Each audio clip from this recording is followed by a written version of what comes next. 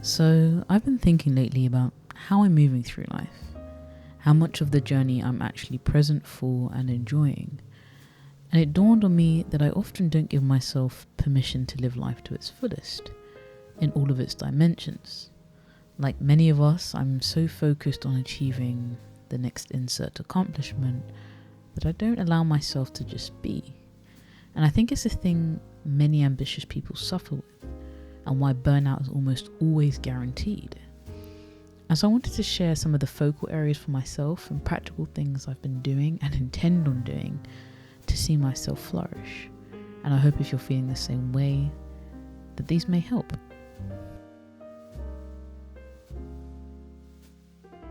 Permission to relax. I'm not a huge fan of hustle culture. I believe in working for what you want and, more importantly, working smartly. But I've never aspired to be a boss babe, life, 24/7 work, constantly about the shmoney.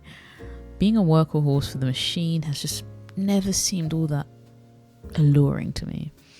The reality of living life in a constant state of stress and what next, or constantly actively pursuing the next check, stops you from enjoying what's going on here and now.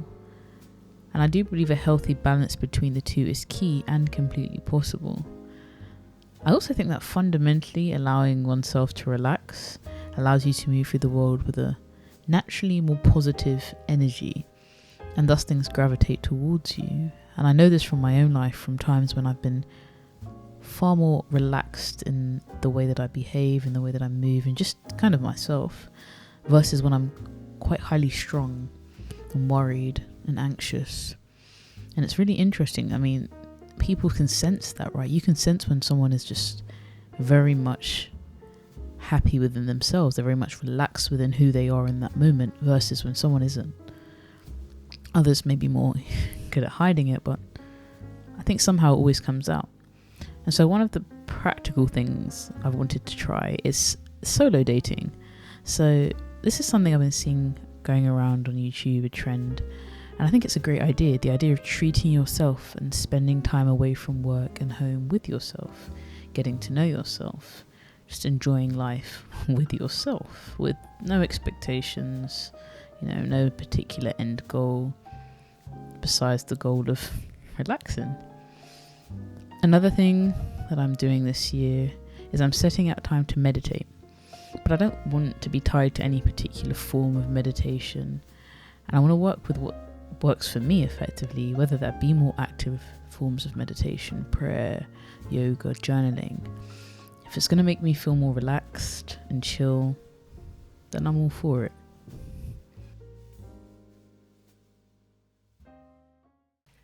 Permission to be my most authentic self. I, like most people, have a series of interests, personality traits, likes, dislikes, and aspirations. And sometimes it seems like these are conflicting, or as though some of them shouldn't be expressed in their entirety. One of my biggest targets for this year is reconciling in my mind that it's okay to express myself as the multidimensional human being I am, whatever that means. And whilst some of these interests, aspirations, personality traits may encroach on others, so long as I prioritize what is most important to me and stay true to my values, then, it's okay, right? It's okay that I like traveling, quite luxurious traveling, but that I also have a real deep connection with nature and a desire to explore the natural world. Sure, I love to deadlift and flex at the gym, but I also love baking banana breads and stews, making stews.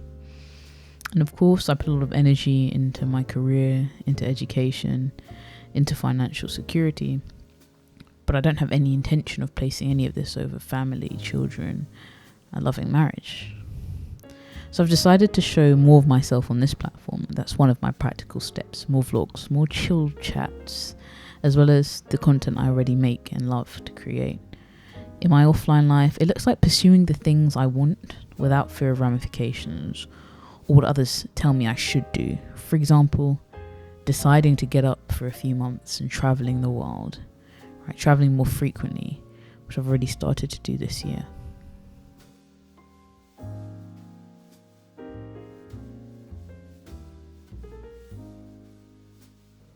permission to fail.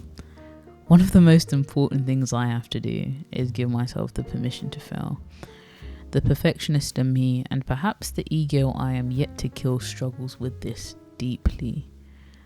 My failure to fail or be willing to fail, I think, holds me back, and it stops me from being everything that I could be and enjoying everything I could enjoy. And again, a lot of the people I've spoken to who would probably also class themselves as a perfectionist would say the same, right? They don't start that thing because they're worried they won't be that good at it, or even being afraid to change your tactics or the way you're moving through life or anything of that sort, because, you know, you might fail or it might go wrong. And I really have to start adopting the attitude of, so what? So long as it's not going to cause irreconcilable damage, harm to anyone, or like tarnish something like my reputation, something like that, or go against my values, then so what? You try it, it fails, you try again, you try differently, you go again. And anyone who's achieved anything knows that there is no progress, there is no moving forward without the risk of failing. And so my practical steps for this is twofold. So I've spoken about fear setting before. I think it's a really powerful tactic, a really powerful tool. If fear is something that is holding you back, if the fear of failure is something that's holding you back. And this is an exercise in where you identify what it is you are afraid of, what you can do to mitigate against it, and what you're going to do if it does all go wrong, if you do fail. And suddenly things don't seem so scary and like they're not possible. And the next thing that I plan on doing is really just noting situations that frighten me, that bring out that really innate fear of failure, and explore that. Just write it down, no judgment, just explore that in my journal. And what does that really mean? What is it actually that I'm afraid of? Am I actually afraid of failure, or am I afraid of something else? Am I afraid of shame? I'm afraid of being laughed at. Am I afraid of a setback? What am I actually afraid of? Because often failure is an umbrella term.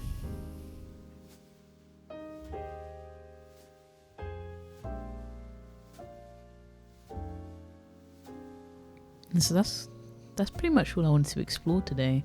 I went through this day thinking about a lot of the things I've discussed in this video, just kind of doing what I wanted to today.